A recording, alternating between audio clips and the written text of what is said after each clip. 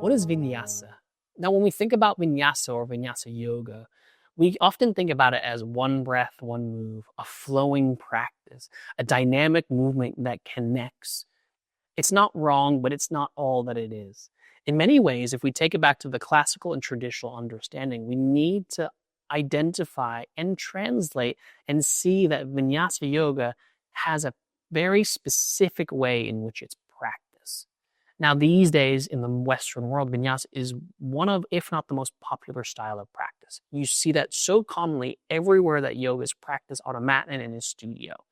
And vinyasa yoga, while its origins come from hatha yoga, which come from Raja yoga, vinyasa stands alone now as a practice that is often regarded as dynamic and flowing. When we look at the translation of vinyasa in Sanskrit, it comes from the formation of two distinct Sanskrit words, vi and nyāsa. So vi, vi is often a sacred identification in Sanskrit.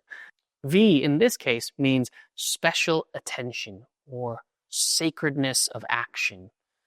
And nyāsa, N-Y-A-S-A, nyāsa translates to place or to place with. When you combine that into a practice, is vinyasa means to place with special attention or to place with sacred action.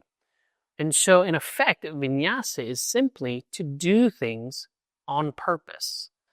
And similar to hatha yoga, and more predominantly in vinyasa, it doesn't mean flow. It doesn't mean one breath, one move. It can be, and that can be a way that it shows up if done with intention, if done with a sacred way.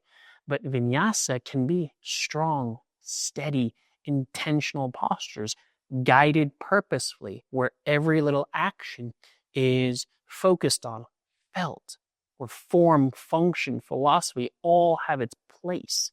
And that's what's really special that I find about vinyasa yoga, is that it can have many forms of its practice. It can show up in many different ways. And knowing that vinyasa isn't about a look, isn't about a speed, isn't about a strength, but it's simply about how we place ourselves with special attention, makes the practice really purposeful and really beautiful in how we can use it as a meaningful practice as a yoga teacher.